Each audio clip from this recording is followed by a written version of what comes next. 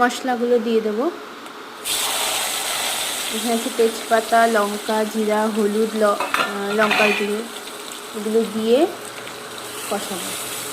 Tomato কুচি কিছুক্ষণ কষাবো, কষিয়ে ভালোভাবে কষাতে হবে। এগুলোকে দিয়ে টমেটো যতক্ষণ না নরম না হচ্ছে ততক্ষণ করে মশলা দিয়ে দেবো। এটা হচ্ছে তোমার আদা, রসুন, পেঁয়াজ, টমেটো, কাঁচা লঙ্কা পেস্ট করা আছে, সব দিয়ে কষিয়ে নেবো। আবার ভালোভাবে কষিয়ে নেবো। কষিয়ে এবার দিয়ে দেবো লবণ, স্বাদ মতো নুন। ভালোভাবে কষিয়ে দিয়ে দেবো চিংড়ি মাছ, পটল, আলু ভেজে রাখা, এগুলোকে দিয়ে ভালোভাবে কষিয়ে নেব।